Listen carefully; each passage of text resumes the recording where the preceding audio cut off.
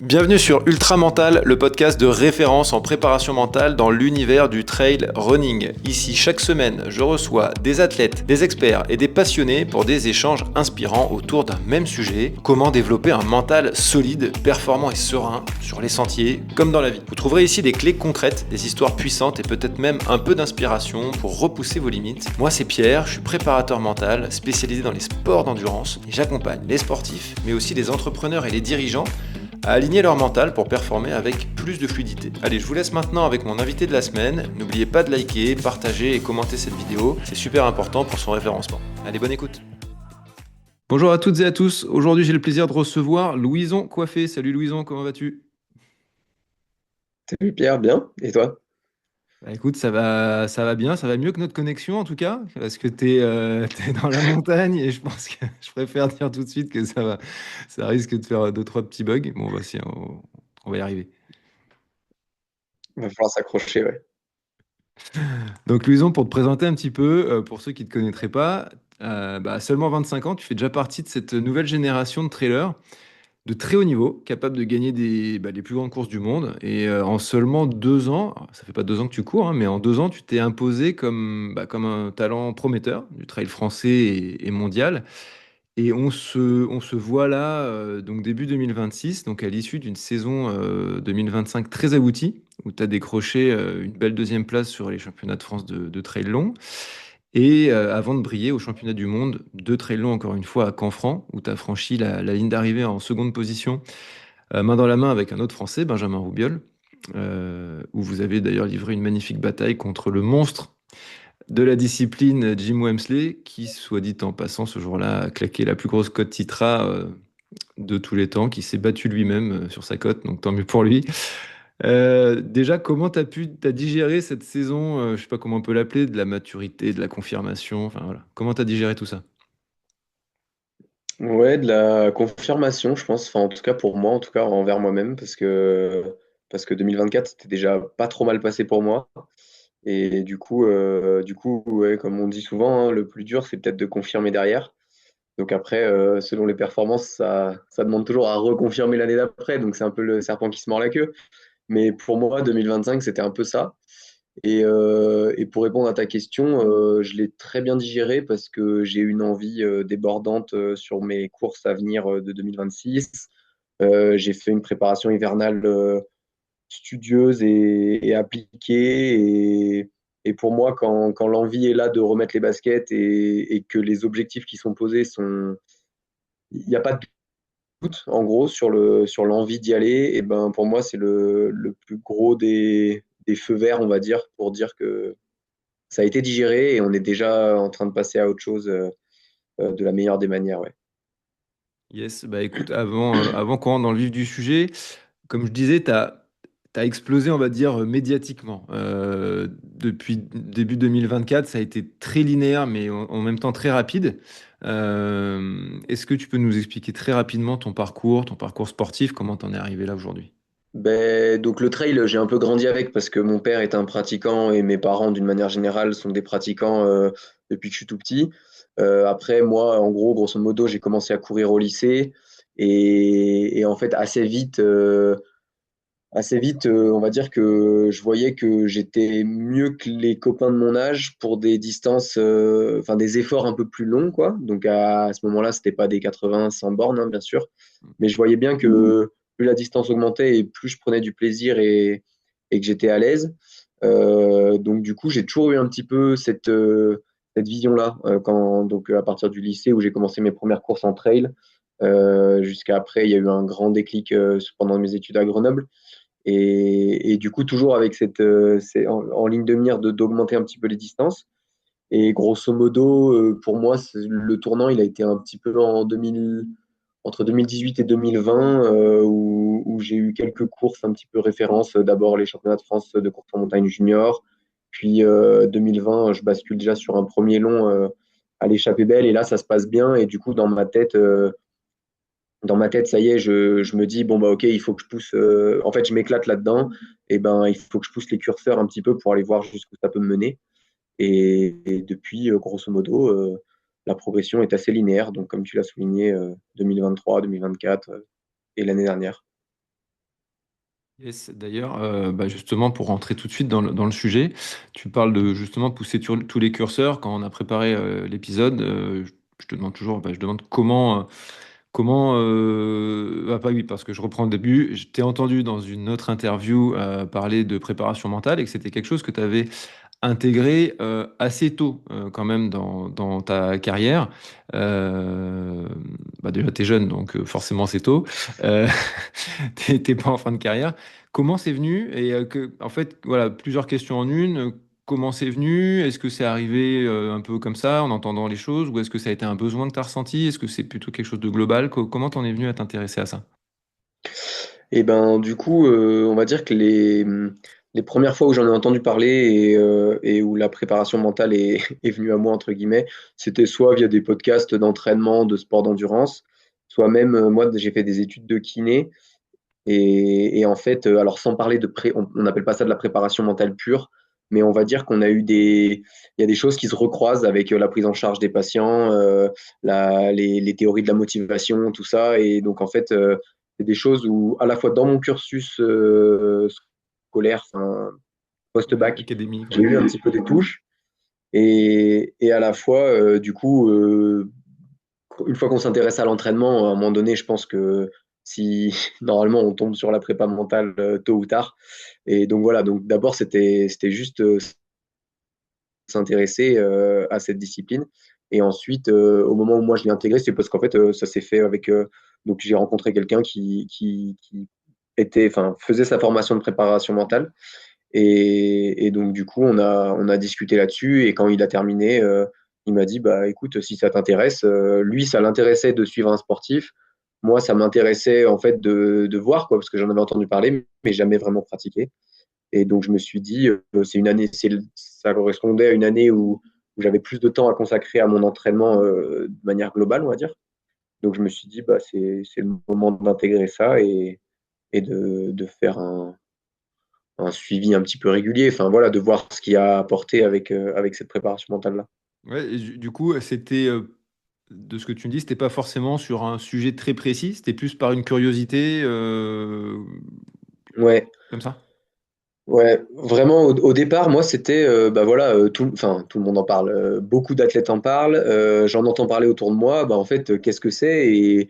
Et au fond, si cette discipline existe et elle se développe plus tôt, c'est bien qu'il y a quelque chose à apporter. Donc, bah curieux de voir ce que ça m'a apporté à moi. Mais à aucun moment, je me suis dit, ah là, il me manque quelque chose, il me faut un préparateur mental. Voilà, c'était vraiment, si j'avais pas eu cette proposition, je sais pas si j'aurais passé le pas. Et, et voilà, et aujourd'hui, je suis très content de l'avoir fait et d'avoir d'avoir découvert cette discipline via ce préparateur mental-là. Ok. Et voilà. Et c'était pour recontextualiser, c'était quand? Alors, du coup, en gros, moi, le cursus enfin, le suivi que j'ai commencé avec lui, c'était fin 2023, début 2024.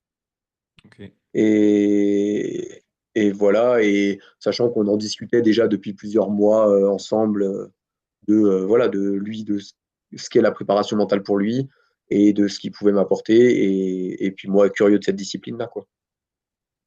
Et justement, du coup, ça correspond, tu as intégré ça au moment où justement 2024, tu as commencé à faire des résultats qui ont, je sais pas comment on peut appeler ça, mais qui ont commencé à faire parler, quoi, où tu t'as été sur des courses, et on va y revenir juste après, mais notamment le Bourbon, la Restonica, c'était 2024, qui t'a vraiment Mm. propulsé, on va dire. Qu'est-ce que tu as, qu'est-ce que tu as découvert justement dans cette préparation mentale? Qu'est-ce qui t'a le plus marqué au départ? En bien ou en mal? Euh, ce qui, ouais, ouais, ce qui m'a le plus marqué, c'est que, en fait, je me rendais compte que, alors déjà, ça me passionnait parce que, enfin voilà, c'est hyper large comme discipline et je pense que selon avec qui on la pratique, c'est aussi encore plus large. Et ce qui m'a vraiment interpellé, c'est qu'en fait, il y avait plein de choses où, au tout début, quand on t'amène l'outil ou quand on te le présente ou quand on te dit, tiens, ça pourrait t'aider, tu vois pas forcément comment, tu vois pas comment la personne veut en venir. Et une fois qu'on a intégré tout le processus, il y a des choses qui se font en plusieurs séances. Et une fois qu'on arrive au bout, on se dit, ah ok, d'accord, en fait, c'est là où on voulait en venir. Enfin, c'est comme si à la base c'était tout fragmenté et une fois qu'on a mis ensemble, ça nous paraît évident et on se dit, bah oui, voilà.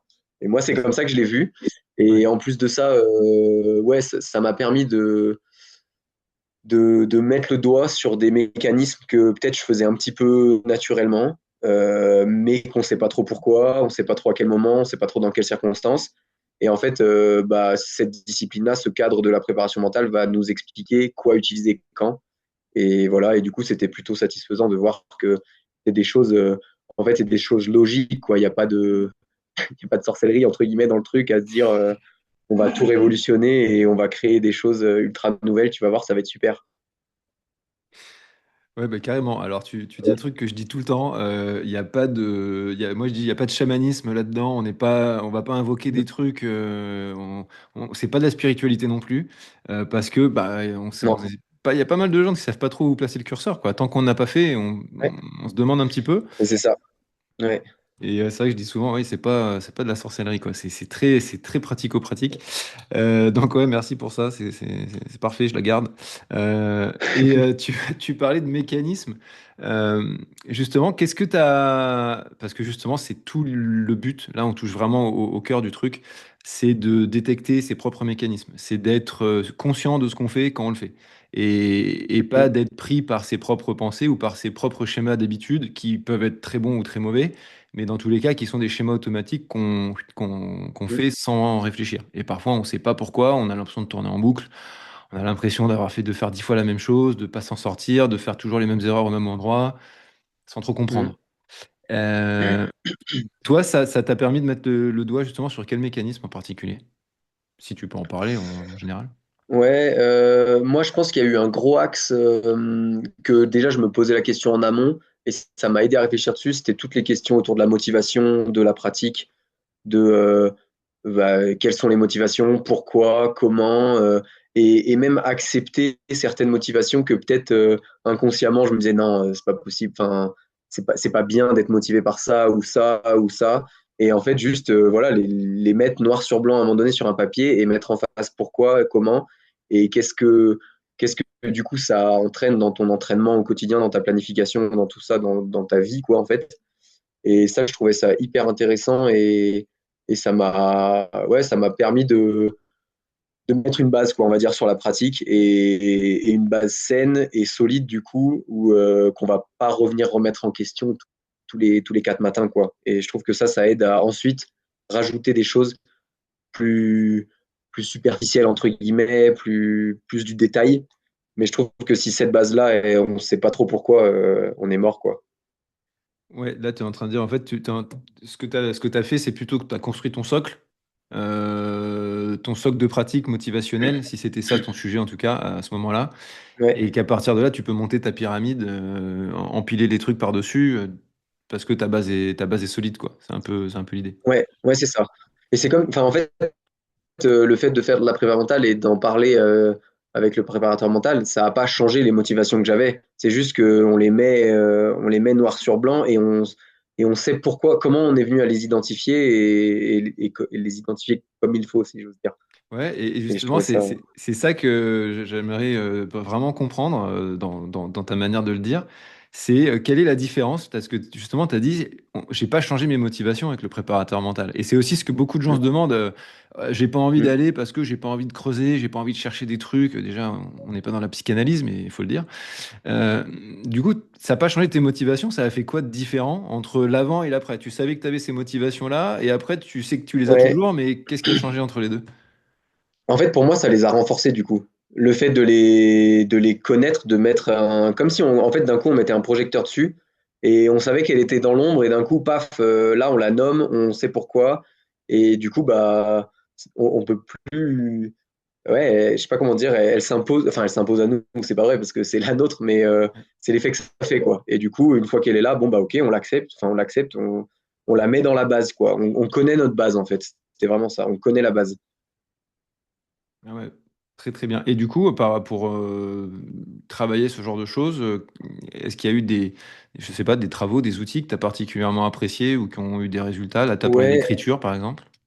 Ouais, alors honnêtement, je saurais plus te dire. Je crois que ça a des noms, des questionnaires, des trucs. Enfin, il y a des D'accord. outils, je crois, qui sont très connus en préparation Oui, mentale mais et tu peux que. juste dire si c'est de l'écriture ou voilà ou de. Ouais, c'était beaucoup des espèces de jeux, même de questionnaires ou de questions qui, des fois, au début, ça a rien à voir avec le sportif. Pareil pour. Enfin, là, je dévie un petit peu, Hmm, mais un peu comme on peut avoir pour des traits de personnalité, hmm. des questionnaires hyper larges. Et en fait, après, hop, l'entonnoir, il se resserre, il se resserre, il se resserre. Et à la fin, on a notre motivation qui est liée au sport. Ça, voilà, ça. Ouais, ouais. Donc, Oui, il ce y a genre plein d'outil-là. mais oui, oui, il y a plein de questionnaires dans cette idée-là. Il y a moi, j'utilise pas mal de questionnaires sur les valeurs intrinsèques de chaque personne. Et comme tu l'as Voilà, très ouais. bien dit, c'est des questions toutes bêtes quand tu les lis. Et tu te dis, quand tu vois arriver le questionnaire, tu te dis, bon, bah ouais, ok, il y a 7-8 questions, je vais faire ça en 3 minutes. Et puis finalement, quand tu te plonges dedans, tu le fais en 1 heure 30. Et il se Mm. passe il se passe quelque chose quand tu écris. Et en fait, c'est ce que tu dis, c'est que t'as rien changé, t'as rien réinventé, mais tu as posé des choses. Et le fait de lire ce que tu avais dans ta tête, Ouais. c'est plus vase, c'est plus vaseux, là, c'est vraiment concret, c'est posé. Et ouais, donc il y a ça, il y a aussi on a différents outils, mais il y a une pyramide de Dilts qui s'appelle, quelqu'un qui était enfin, initiateur de la PNL, de la programmation neurolinguistique. Et en fait, c'est un peu comme la pyramide de Maslow que tout le monde connaît, où d'abord on fait son Mm. socle et ensuite on construit et on rajoute, comme tu disais, un peu de superficiel. Une fois que tu manges, que tu es au chaud et que tu Mm. dors bien, bah, tu peux mettre plein de trucs. Je veux ci, je veux ça, je Ouais. veux ça, je veux ça. Tout en haut, c'est la mission, un peu la mission de vie, quoi. Le truc dans lequel on est aligné, c'est un peu pareil avec Deals, c'est des pyramides pour arriver à, comme tu dis, c'est un peu l'inverse. Tu fais un entonnoir pour arriver Ouais. à ton truc. Ouais. Mais par exemple, bah, tu parlais des valeurs et pour moi, avant, c'était vraiment un mot fourre-tout Hum, que je détestais un petit peu parce qu'on l'entend à tort et à travers. Enfin voilà. Et du coup, pareil, quand on a travaillé là-dessus, au début, j'étais en mode ouais, bon, ok, allez, qu'est-ce qu'on va sortir encore comme terme bateau et compagnie. Et en fait, j'ai été passionné par ce travail-là. Et à la fin, quand on voit que ça s'applique à nous, tu dis, ah bah si, en fait, je peux aussi m'approprier ces choses-là, quoi. mais carrément. Mais alors c'est le problème aussi, et c'est pour ça que je fais ce podcast. Entre autres, c'est pour déjà parler avec des gens sympas, d'une, et de deux, démystifier des termes Ouais, qu'on a tellement entendus, parce que ça y est, ça fait 15 ans ouais, maintenant, une grosse quinzaine d'années que le développement personnel a explosé en France, et ouais, des mots comme valeur intrinsèque, plafond de verre, ton why. Moi, quand j'entends ton why, j'ai des larmes qui coulent, tu vois, j'en peux plus d'entendre le why. Mais pourtant, c'est des choses, on le dit tellement et partout et tout le temps que les gens sont saoulés avant même de savoir de quoi il en retourne, en fait. Et c'est ça, et c'est ouais, tout le ouais, parce qu'on problème sait aussi. même plus, on sait même plus de quoi il s'agit, quoi, en fait. Oui. Ah bah oui, oui, trouve ton why, tu vas dire, bah oui, bah moi je cours parce que j'aime courir. Ouais, d'accord. Ouais, ouais, Mais ouais, ouais, c'est vrai que c'est un peu pénible, ce côté motivationnel, faut que tu aies confiance en toi, gestion du stress et tout. Tu dis, ouais, putain, je l'entends tout le temps mm, partout. Comment ça mm, veut dire quoi? C'est chiant. mm. C'est un peu le truc. Bon, après, l'idée, c'est de mettre des mots concrets sur quelque chose, et c'est tout l'objet. Donc, ouais, ok, cool. Est-ce qu'il y a eu d'autres choses après, justement, sur ton. T'as fait ça pendant combien de temps? Au moins 1 an, tu m'as dit? Même un peu plus? Ouais, en gros, ça a dû faire, ouais, un an. Attends, qu'est-ce que je te dis? Oui, allez, 2 petites années, 1 an et demi. En fait, moi, c'est ce que j'aimais bien aussi dans son approche, c'est que, encore une fois, dès le début, Mm. le but, c'était de travailler sur mes demandes déjà. Après, bien sûr qu'il avait des choses à me proposer, mais à la base, c'était sur mes demandes, si j'en avais. Et ensuite, c'était toujours dans la visée d'autonomiser bah, le sportif que je suis. Mm. Et voilà. Et donc, en fait, on s'est toujours dit, bah, en fait, s'il y a des moments, il faut faire 3 séances par mois, on en fera trois. S'il y a des moments, il faut en faire une tous les 4 mois, on en fera une tous les 4 mois. Et voilà. Et du coup, ça a fluctué un petit peu comme ça. En tout, je dirais que ça a dû durer 1 an et demi, ouais, quelque chose comme ça. Ok, ouais, bah, c'est hyper intéressant aussi ce que tu dis là, c'est que on n'est pas comme sur un accompagnement en préparation physique où évidemment tu as besoin, Mm. si quelqu'un te fait ton plan d'entraînement, c'est toutes les semaines. Bon, pas que Mm. tu sois perdu si t'as pas un plan d'entraînement, tu sauras quoi faire, mais on est plus sur du quotidien, tandis que Oui, on est là, il beaucoup y a plus des... attaché. Ouais. Bah oui, c'est ça. Il y aura des périodes dans la vie d'un sportif ou d'un être humain où tu en as plus besoin et tu vas peut-être te voir 3 fois en 3 semaines. Et des fois, Ouais. si c'est la coupure, décembre, janvier, j'en sais rien, pendant 2 mois, 2 mois et demi, bah, Ouais. t'as pas besoin de te voir, quoi. Et au contraire, c'est même bénéfique parce on est sur des process, des fois, Mm. qui demandent un peu de prise de Carrément. recul, de digestion, quoi, d'infusion. Ouais, ouais. Moi, c'était une de mes demandes aussi, c'est que des fois, ouais, voire même, il me donnait un petit peu du travail à la maison, entre guillemets. Ouais. Et du coup, bah, en fait, je trouve que si c'est trop nouveau, on l'a pas digéré la prochaine fois, et en fait, on peut pas avancer sur le truc, alors que c'est des choses où, enfin, ouais, faut que ça mûrisse, quoi, je trouve. Mm, Et du mm. coup, c'est même agréable de l'avoir pas très fréquemment. Ah ouais, non, c'est clair. Euh, à part ce levier motivationnel, il y a eu. Qu'est-ce que tu as pu construire justement? C'était sur cette année 2024. On peut peut-être trouver des exemples. Si tu as des exemples sur les courses que tu as faites, qu'est-ce que tu as pu Ouais. mettre en Bah, place? Qu'est-ce qui t'a servi, moins servi? Comment tu as pu articuler ça? ouais, bah, en amont de la saison, il y avait aussi un travail sur les objectifs, que Mhm. ce soit du coup les objectifs à court, à moyen et même à long, voire très long terme. Euh, donc ça, bah, ça rejoint un petit peu aussi la motivation, hein, quand on parle d'objectifs à long terme. Enfin voilà. Et du coup, on a aussi travaillé très concrètement sur des objectifs à court terme. Et par exemple, donc 2024, mes objectifs, en gros, c'était les Matésins, l'Arestonica. Attends, qu'est-ce que je dis? Oui, c'est ça. Je faisais Zegama, l'Arestonica et le Bourbon, et Trophée Okima, ouais. Mais et du coup, en fait, c'était aussi en amont de chaque course, travailler sur bah, en fait, à quel moment ta course elle sera réussie ou non. Enfin, des objectifs, quoi.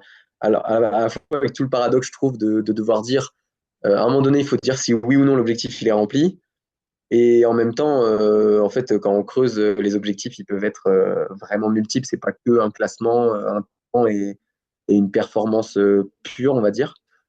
Et, et du coup, au fur et à mesure de la saison, donc à la base, je dis n'importe quoi, en janvier, on mettait les objectifs pour les courses et en fait, on les reprenait à S-2 de la course, par exemple. Et forcément, ce qui s'était passé pendant la saison influençait les objectifs.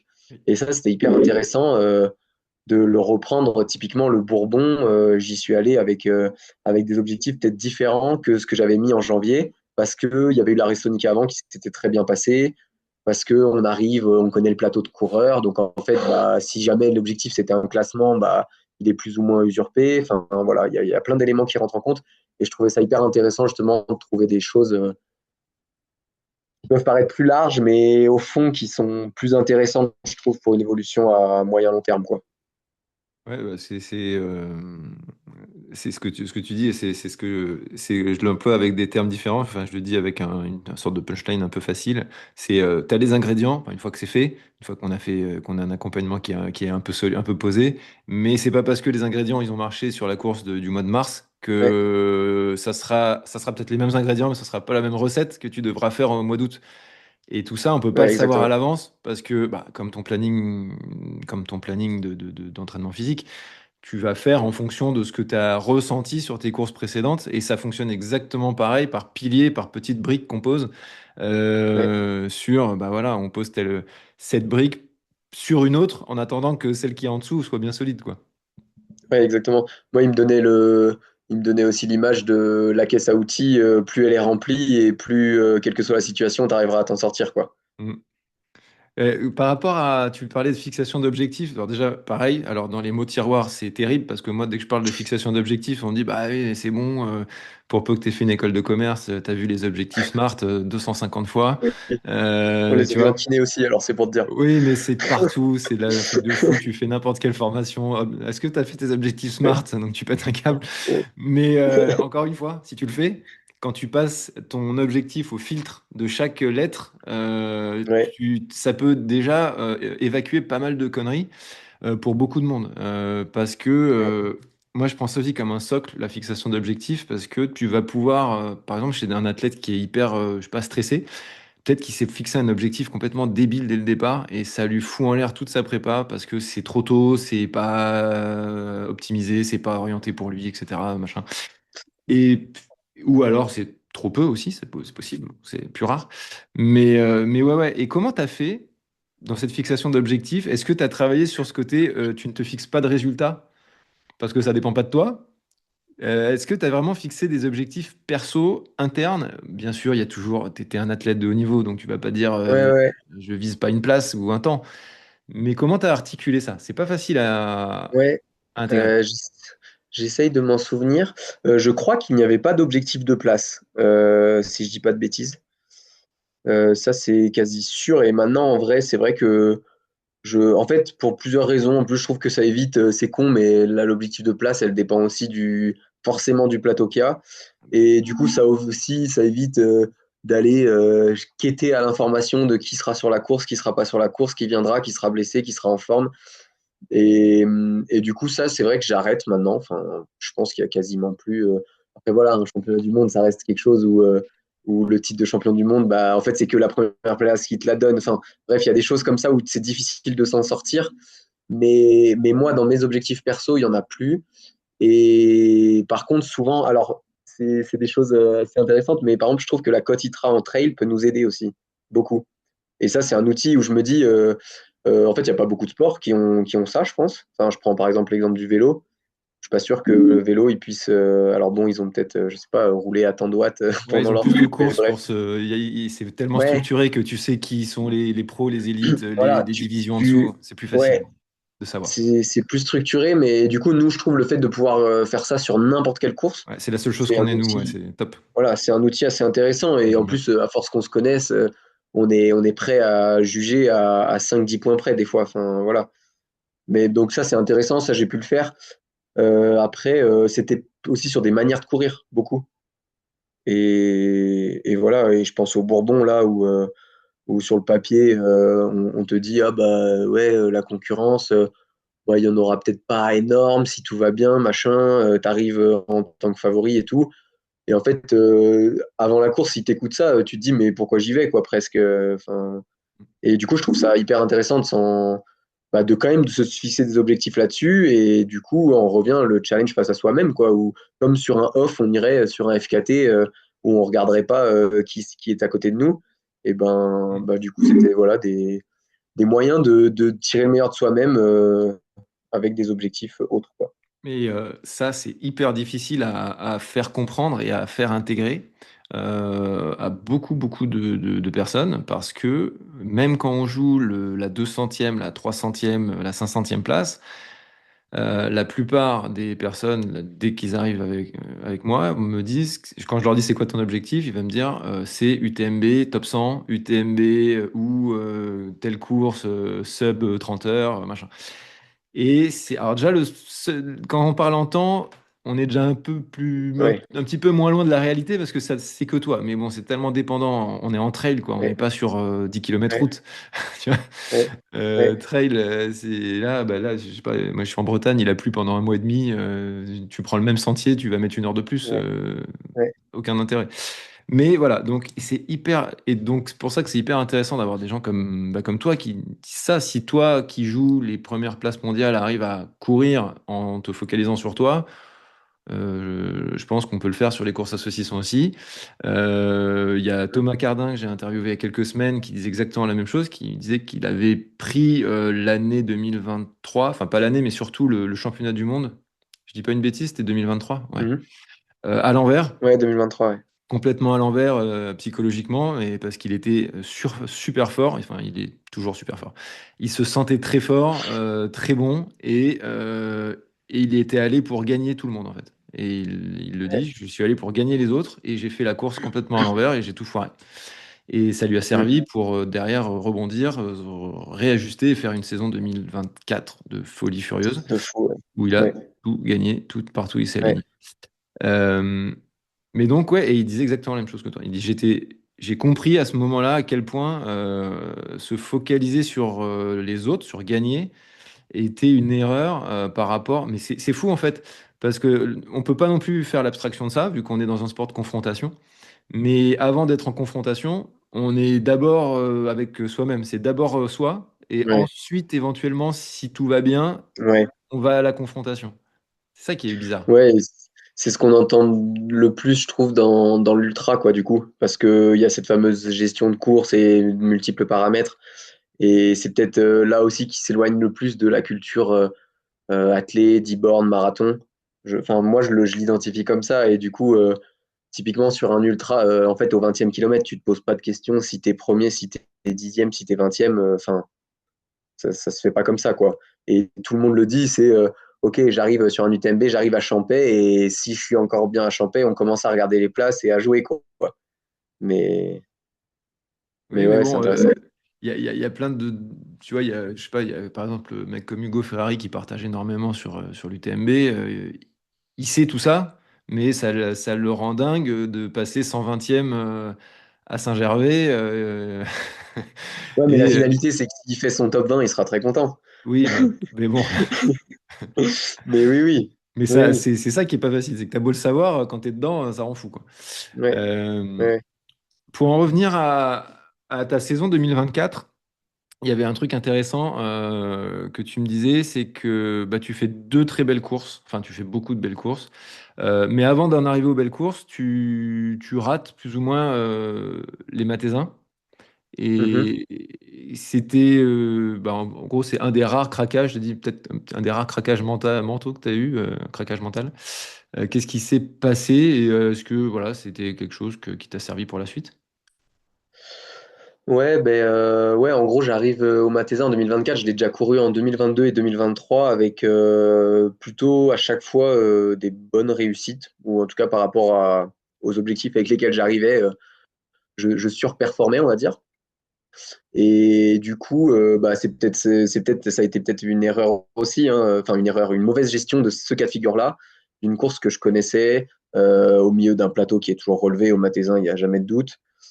Euh, et voilà, et sûrement que j'étais un peu plus attendu, donc parce que dû au fait des deux années précédentes sur cette course-là. Et moi, je pense que j'y allais avec plus d'ambition. Et on en revient à ça, hein, une ambition de classement, très clairement. Et, et voilà, et en fait, la course part, et en plus, c'est un format court, donc c'est vrai que si au bout d'une heure, t'es pas bien, grosso modo, la performance, elle n'existe plus. Enfin, voilà. Et en fait, c'est ce qui s'est passé. En fait, ça s'est passé très rapidement dans la course, et j'ai pas du tout su rebondir ou chercher une autre motivation ou un autre objectif, en gros. Et du coup, toute la course a été à ressasser. Ah bah, je suis plus lent que l'année dernière, j'y arrive pas, tout le monde me passe, machin. Et en fait, du coup, t'as plus la carotte quoi, qui te fait. Ça se trouve, les gens n'étaient pas si pires, mais il y avait juste pas le truc qui te dit, allez, vas-y, maintenant tu y vas, et tu donnes tout comme sur toutes les courses normalement, quoi. Hmm. Ouais, Et voilà, bon, il y avait un contexte qui était pas. Enfin, il y a plein d'explications possibles à ce moment-là de l'année, à cette contre-performance. Mais, mais ouais, je pense que c'est la dernière en date course où je suis pas content de moi, quoi. ouais, terminer, boucler sur un peu les objectifs, c'est vrai que c'est toujours très difficile, surtout quand on va jouer une gagne ou un top 3 ou un podium, de se détacher de ça et de se laisser prendre par l'enjeu, justement, et d'oublier le jeu. Hein, c'est un peu des jeux de mots, tout ça, mais Ouais, ça empêche que c'est la vérité. Tu as un enjeu qui est très fort, et on confond très facilement l'objectif qu'on se fixe avec un résultat. Genre, je dis toujours, bah, une place, c'est un résultat, en fait. C'est la fin. C'est vraiment la petite cerise sur le gâteau, c'est ouais, ton résultat. Et là, t'es pas en train de te fixer des objectifs, tu es en train de te fixer des résultats. ouais. Donc ça marche pas trop.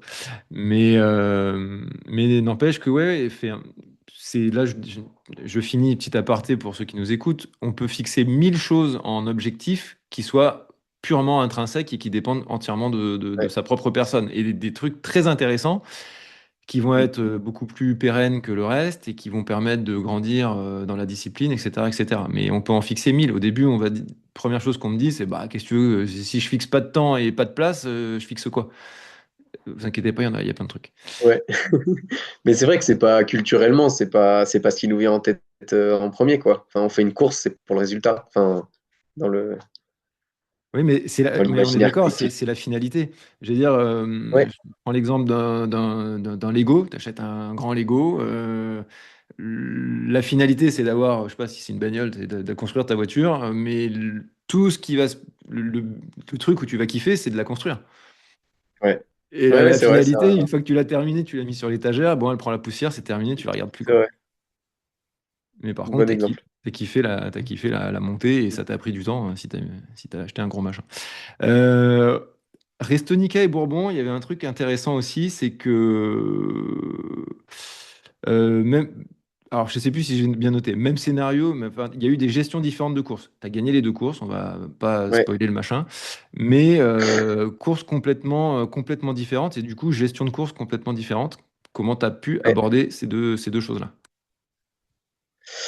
Et ben, en gros, grosso modo, hein, la Restonica, c'était la première course où j'allais courir quasiment une nuit entière, par exemple, dehors, où j'allais dépasser jusque-là. Ma plus grande course, c'était le 90 du Mont Blanc en 2023.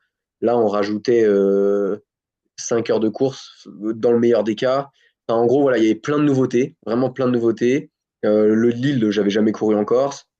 Enfin, voilà, vraiment plein de nouveautés. Maximum Et du d'incertitude. coup, maximum d'incertitude. Et puis pour clore le tout, je me fais une blessure 2 semaines avant que à J-3 de la course, j'ai encore et que je me dis, si j'arrive à courir. En gros, je prends le départ en me disant, si tu arrives à faire 3-4 heures de course, franchement, déjà, ça sera bien vu tes 2 dernières semaines, quoi. Enfin, vraiment, voilà. Mais et puis, donc en fait, c'était tout dans la gestion, quoi, si tu veux. C'était vraiment sur la retenue presque, tu vois, sur la retenue, cette course, en plus de ça, au 30e borne, je me fais une cheville alors qu'il y en avait 110. Donc en fait, même après ça, je me dis, bon, allez, continue tant que ça va, mais tu sais pas jusqu'où ça va. Enfin, c'est comme si la ligne d'arrivée, elle se déplaçait petit à petit vers le 110 bornes, enfin, vers le 110e, quoi, mais que avant ça, je m'attendais à que ça s'arrête à plein de moments. Et donc, en fait, vraiment, sur cette course, la victoire, ça a été la cerise sur le gâteau, mais vraiment tout en haut, quoi, vraiment. Parce que moi, j'étais juste déjà trop content de pouvoir faire mon ultra, alors que ça faisait 15 jours que j'y croyais pas trop. Enfin, on a eu des conditions de fou. Je me suis découvert sur ces épreuves-là aussi. Donc, en fait, en termes de sensations, j'ai découvert des trucs là-dessus que j'ai adoré. Et en fait, c'était tout ça mis bout à bout. Et à la fin, c'est presque le souvenir de ah oui, c'est vrai que c'est une course et il y a une ligne d'arrivée et oui, je suis en tête, quoi. Mais il y avait vraiment ça, quoi. C'était Ok. assez fou. Et alors que le Bourbon, à contrario, donc ça s'était très bien passé. Et là, je reviens sur une course qui doit, pour moi, d'après nos prévisions, se court en 13 heures. Enfin, je pensais 13 heures. Donc, on est sur du plus court.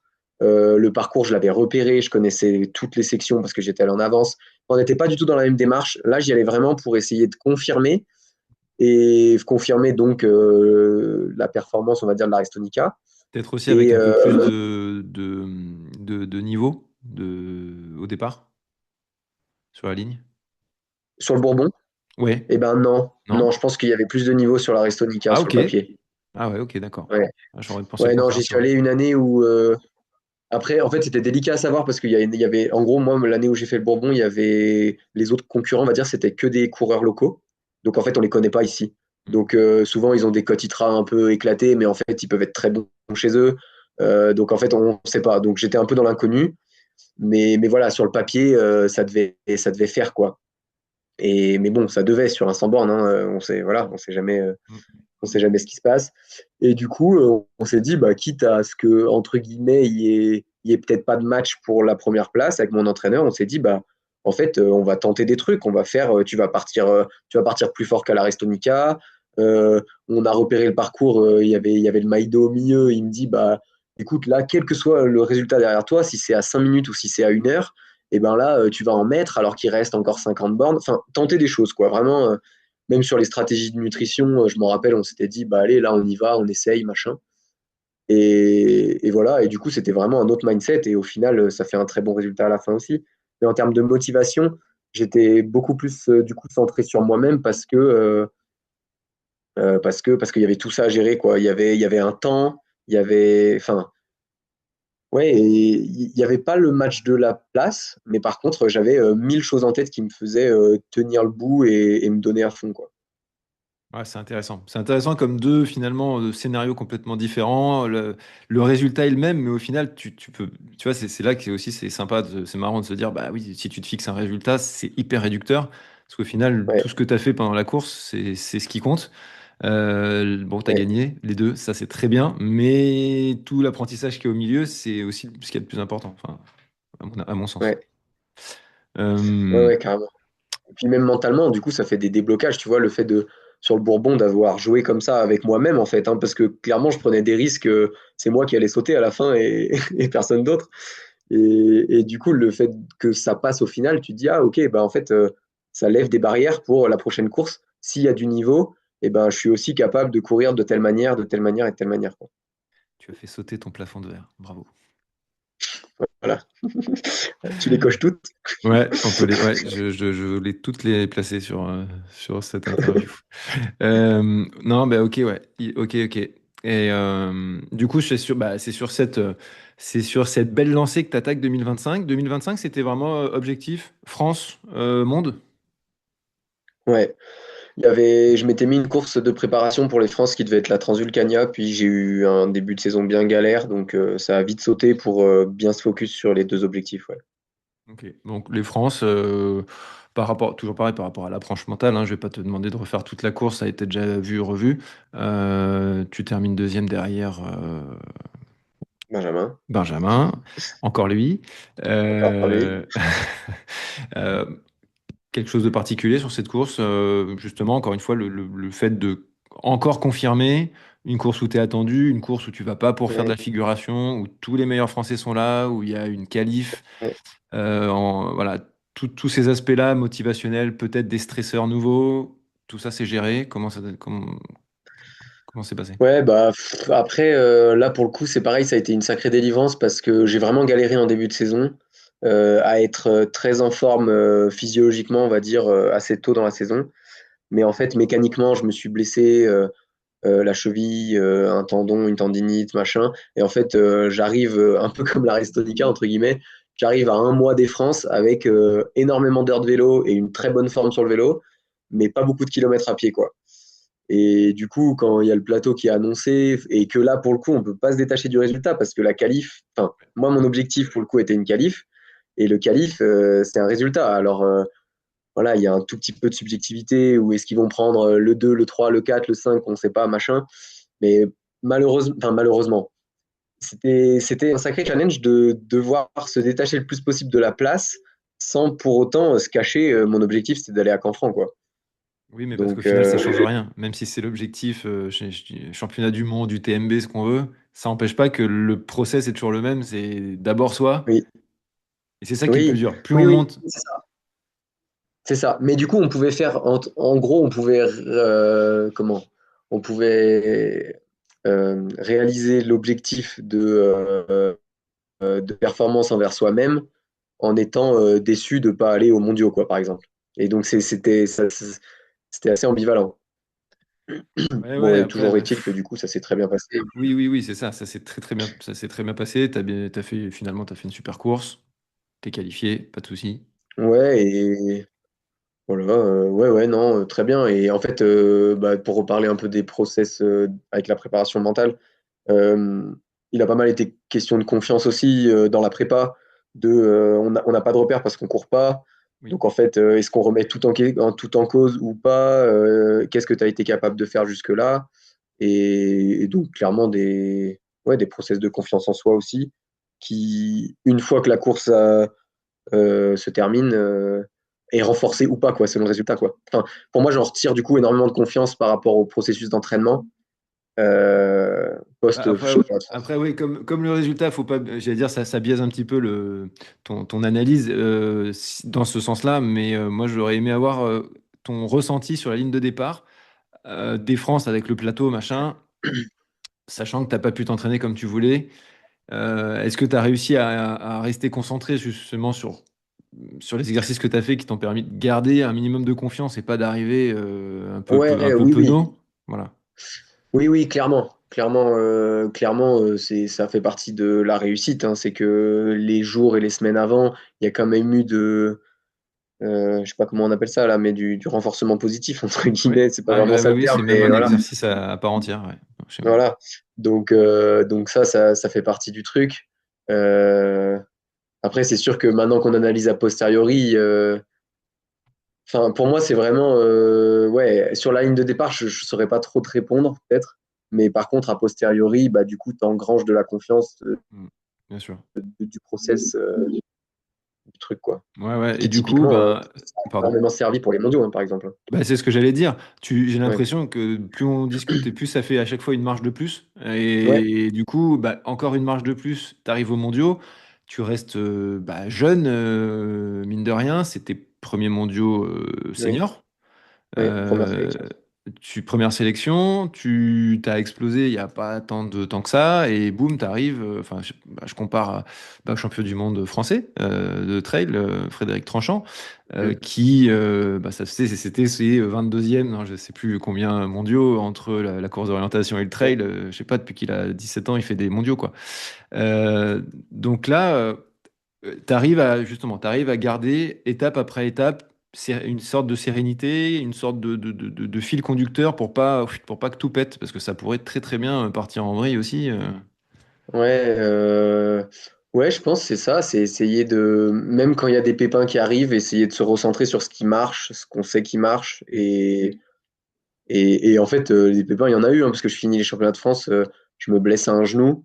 Et pareil, du coup, la prépa au début, alors quand on est athlète, on a toujours envie de s'entraîner beaucoup, et plus la prépa est longue, et mieux on arrive en forme, alors que, bon, voilà, c'est pas toujours le Forcément. cas. Mais du coup, je sais pas, je prends une semaine de repos après les France, et puis en fait, après la semaine de repos, j'ai toujours mal au genou. Et là, pour moi, c'est la catastrophe, tu vois. C'est, ouais, mais j'ai une sélec, mais je sais même pas dans quel état je vais pouvoir la, enfin, faire honneur au maillot ou pas, machin, alors qu'on est que fin juillet.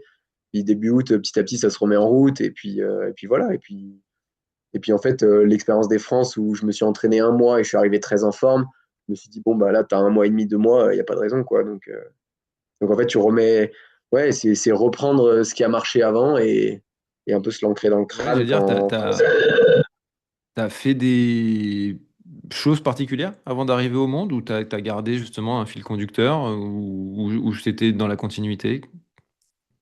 en préparation mentale. Ouais, tout à fait. Euh, C'était un fil conducteur. Je pense que ça a beaucoup tourné autour de ce pépin du genou et d'essayer de chasser ça et voilà, de centrer sur ce Ok. qui marche. Mais honnêtement, je crois qu'à cette période, on n'a pas dû faire énormément de. On s'est pas vu énormément entre les France et les mondiaux, je pense. Ok. Et du coup, bah, on va terminer avec ça. Les mondiaux sont très très bien passés. La course était vraiment magnifique à suivre. T'as très vite senti que tu étais dans le coup. Et dans la tête, comment ça s'est passé justement? Bah alors là, pour le coup, j'étais très centré sur moi. Alors là, vraiment très détaché du résultat, du D'accord. résultat. Et du coup, au tout début, c'est un championnat du monde, hein, ça part hyper vite. Moi, je dois être au premier pointage au bout de 4-5 bornes, t'es hyper loin. Hyper loin, c'est Et quoi? C'est 15-20e, même max? ouais, je pense à peine 20e, ouais, Ouais, mais après, 20-25. c'est en file indienne, quoi. Oui, oui, oui, bien sûr, mais surtout, tu vois le. Oui, oui, non, mais c'est sûr. Bah, justement, en fait, pour moi, c'est. J'ai senti que j'étais dans le coup En fait, dans la première montée, je remonte énormément de monde. Je fais un bout avec Vincent Bouillard et sur une partie qui était hyper favorable à lui. Et on était tous les deux ensemble. Et enfin, c'est le début de course, ça veut rien dire. Mais en fait, c'est que des trucs où la confiance, elle monte, quoi. Ouais, il y a quand Et même des puis après, indicateurs. voilà, il y a des indicateurs. Après, je fais la première bosse un peu raide qui me convient plus à moi. Là, je lâche quelqu'un comme Francesco Pupi, tu vois, donc tu te dis, ouais, ok. Et puis après, il y a la première descente, et là, je reviens sur la tête, et tu dis, bon, bah, là, à partir de là, faut pas réfléchir. Là. Ouais. Oui, bah c'est pas mal. T'as quand même pas mal réfléchi, parce que t'as pas non plus, c'est long. C'est pas comme s'il fallait mettre une cartouche et Ouais, arriver au bout à ouais, fond avec la langue par terre. Il reste, je sais pas, 60 bornes. Et puis t'es pas avec ouais. n'importe qui. T'es avec Benjamin Roubiol, qui est le champion du monde en titre, sortant, et Jim Wemsley, quoi. Donc ça, Mais c'est ça drôle s'est bien parce passé dans la que, tête. Ouais, non, mais carrément, pour moi, c'est que du renforcement positif. Enfin, non, mais c'est vrai, se dire que à mi-chemin enfin, à mi-course des mondiaux, t'es avec quelqu'un comme Jim, bah forcément, enfin, en fait, ça peut que me booster. Ok. Mais ouais, non, je fais juste une petite aparté parce que tu parlais de Benjamin et c'est drôle parce qu'on finit main dans la main à la fin. Et en fait, on en a discuté après, on n'avait pas du tout les mêmes objectifs peut-être de course et des manières de courir. Mm. Et lui, enfin, contrairement à des fois, il m'a dit, enfin, il était vraiment, il venait pour jouer devant, quoi. Lui, il voulait jouer devant. Et après, qu'advienne que pourra. Et du coup, c'est drôle parce qu'on n'a pas du tout le même début de course et au final, on fait 2 tiers de la course ensemble, quoi. Mm. Ah non, c'est ça qui est rigolo. C'est que chacun, encore parfait, comment dire, ta recette à toi, enfin ton fonctionnement n'est pas Mm, celui du voisin. Et mm, c'est pas parce qu'il y en a un, et exactement comme les entraînements, c'est pas parce qu'il y en a un qui rentre des entraînements, l'entraînement à la Kylian, là, le 30-30, mm, qu'il mm, mm. faut le passer aussi parce que machin. Carrément. Ouais. Ouais, mais bah, hyper cool. Et c'est à quel moment que tu as commencé justement, c'est quand tu es revenu sur la tête que tu as commencé à te dire je joue le truc et je sors un peu de mes sensations ou tu es resté vraiment focus? Non, je crois que c'est bien après quand même, parce que pendant un moment, on était 3, puis 4, il y avait Peter Engdahl, puis en fait, on voyait que 5, 6, c'était quand même pas loin derrière. Enfin, genre, tu vois, au 30e borne, on doit avoir 2 minutes, 3 minutes, je sais Ouais, pas. Enfin, c'est c'est vraiment, vraiment pas loin. Ouais. et voilà, tout peut se passer. Et je crois que c'est au moment où on s'est détaché à 3 vraiment, et ça, c'est la mi-course. Et là, on a vu que derrière, ça revenait plus. Et là, du coup, c'était full focus devant, quoi. Et là, je me suis dit, bon, on commence à se dire la gagne, 3, 2, machin. Mm. Cool. Et puis Jim est parti. Dommage. Voilà. Mais c'était bien. Tu l'as attaqué en Dommage, plus. Je sais plus si c'est c'est toujours la toi ou même moi. fin de l'histoire, c'est chiant. Ouais, c'est vrai qu'on connaît déjà la conclusion, mais ouais, mais tu l'as attaqué, il me semble, hein, dans une montée, non? Et j'ai essayé, mais Roublard comme il a bien empêché que je passe au moment. Ah ouais. Parce qu'il me semblait qu'à un moment, il y avait un petit peu l'élastique qui se tendait, mais je dis ça, je me souviens à peine. Et Non, non, on ouais, y a non. cru, quoi. Mais on se dit, oh putain, c'est en train de se faire. Et puis en fait, Ouais, non, au final, on n'a jamais trop. Enfin, ouais, ouais. non, Non, ça a mais ça devait jamais. être un moment, tu sais, genre, je sais pas, toi, En descente. t'as peut-être même pas dû le voir, ça devait être sur un Oui, non, mais balcon peut-être ou en que, en fait, descente. c'est comme si on se mettait des relais à 3, quoi, un petit peu, si Ouais. tu veux. Donc, des fois, ça peut faire. Ouais, À un voilà. moment, tu te dis, tain, il est 10 mètres derrière, ça y est, il est en train de péter. Puis finalement, il a fait Ouais, ouais. des enjambées là, de 6 mètres. Ouais. Et puis voilà. Je pense qu'il n'y a jamais eu plus de 30 ou 50 mètres d'écart, quoi. Ouais, non. Ok, ouais, ouais. Bah écoute, cool. Qu'est-ce que la saison qui arrive? Ça dit quoi? Bah, elle va être bien.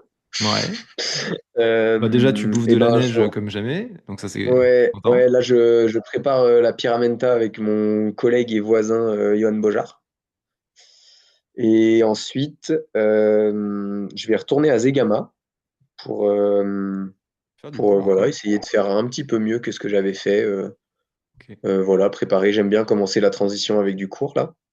Et ensuite, 90 km du Mont Blanc, qui est une course que vraiment j'adore. Et puis après, un peu comme quand j'étais allé à la Restonica pour augmenter un peu la distance, je vais aller découvrir un peu plus long avec la TDS. Ah ok. Mhm. Et fin de saison, c'est toujours pareil, c'est bonus si jamais ou tu Ouais, plies les... alors moi je marche beaucoup, bah, dans les motivations, je marche beaucoup à l'envie sur les courses, le Ouais. parcours, tout ça. Et il n'y a pas grand-chose qui me transcende, donc ça va beaucoup dépendre de comment se passe le début de saison, je pense. Toi, t'es plus enfin, faut dire, t'aimes bien les montagnes, Ouais, donc c'est ça. t'es moins excité par un Templier et encore moins une Saint-Élion, Ouais, j'imagine. c'est exactement ça. Voilà, après, moi, il y a la Diagonale des Fous, mais ça risque de faire proche de la Ce que TDS. j'allais dire, la Enfin, Diag, voilà. ouais. Ouais, mais bon. Mais bon, c'est ouais. Après, j'ai des petits projets aussi par chez moi qui peut très bien me stimuler pour une fin de saison. Yes. Bon, bah écoute, c'est tout le mal qu'on te souhaite. Pour te suivre, c'est facile, c'est sur tes réseaux, sur Insta, j'imagine, Bon, essentiellement, ouais, où ouais. tu postes des belles vidéos dans la neige, c'est chouette. Et allez, dernière question, si tu as une personne à me recommander pour passer au micro, Ça serait qui? Et ben, tu m'as coupé l'herbe sous le pied parce que du coup, j'avais pas suivi qu'il l'avait. Je t'aurais bien nommé Thomas Cardin, mais du coup, tu l'as déjà fait. Ouais, ou ton pote Johan Bojar, mais forcément c'est fait vu que c'est lui qui m'a Ouais. donné tes contacts. Non, mais Thomas, je trouve ça assez intéressant pour en avoir déjà discuté un petit peu avec lui, sa vision de la performance, tout ça. Enfin, je trouve ça intéressant. Alors attention, je mets un deuxième bémol, c'est que si on me donne un nom comme ça, il faut me donner un téléphone avec, sinon je me fais shooter. Je n'existe pas, il faut un push derrière, sinon, sinon c'est mort.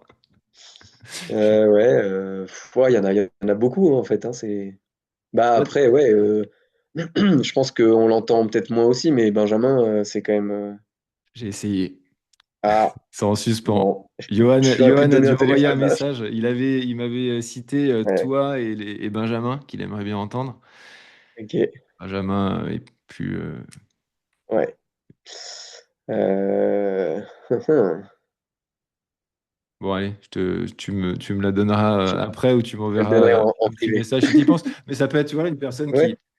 qui, je sais pas, qui mentalement, évidemment, sur ce plan-là, a des ressorts qui paraissent un peu différents ou particuliers ou Mm. qui t'intéresseraient, quoi. Ça peut Ouais, même ouais. être, je sais pas, un Ouais, coach. mais je réfléchirai parce que ça m'intéresserait d'y réfléchir, donc je te dirai. Yes, bah écoute, parfait. Merci Louison, je t'avais promis 1 heure, je pense qu'on est pas mal. Ouais. Euh, je te souhaite de bien continuer ta pré-saison, de bien continuer à profiter de la neige et de faire une belle pyramide. Ça sera cool à suivre. T'es en forme en fait sur les skis, c'est bien? Ça va? Ouais, ouais, ouais, ouais, c'est utile hein, pour faire monter la forme les skis, hein, c'est magique. Hein. Tu fais des intenses avec les skis? Parce que ça y est, Ouais, cette année, on ouais, n'entend ouais. que ça. Ah, faire des intenses sur Oui, les bah skis, oui. c'est bien. Bah oui, oui. Oui, oui, oui, bah oui. Maintenant, ça y est, quand on va faire du ski de rando, on nous dit Ah, vous faites le nouveau sport, Ouais. le ski alpinisme, c'est ça? Des JO? Ouais, c'est ça, ouais. Et vous faites des losanges aussi Vous comme ça? faites Et avec des. des marches? Ouais, mais c'est exactement ça. Bon, Non. bref. Mais attends, on me l'a dit hier sur le GR, blague à part, je cours sur le bord du GR 34 en Bretagne et il y a des marches, donc c'est très raide, mais pas longtemps. Mm. Et un petit papy-mamie qui se mettent sur le côté pour me laisser passer et ils me disent derrière, ah, vous faites comme le ski alpiniste, vous montez les marches. Ouais, Je fais, ah, ouais. putain. Ah, putain. Oh, Putain, la ref, ils vont aimer être réduits à ça. Hein. j'allais dire, la ref, elle est magique, quoi. Ouais, tu montes des marches avec des skis sur le dos et tu te casses la gueule parce que tu as des boots aux pieds. Voilà, c'est ça. Bon, bref. Ouais, ouais. Eh ben écoute, cool. Merci encore pour ton temps. Je te souhaite le meilleur Merci à toi. pour la saison et à très Évidemment. bientôt. Ciao. Cet épisode est déjà terminé. J'espère qu'il vous a inspiré ou apporté des pistes concrètes d'évolution. Si c'est le cas, merci de laisser 5 étoiles sur votre plateforme d'écoute favorite. C'est un geste simple mais tellement important pour soutenir ce travail indépendant et continuer de vous proposer des invités de qualité. Si vous souhaitez aller plus loin et optimiser votre préparation mentale, contactez-moi directement via mes différents canaux. Le premier entretien découverte est gratuit. Pour suivre mon actualité, je vous donne rendez-vous sur Instagram et LinkedIn. À la semaine prochaine dans un prochain épisode d'Ultra Mental.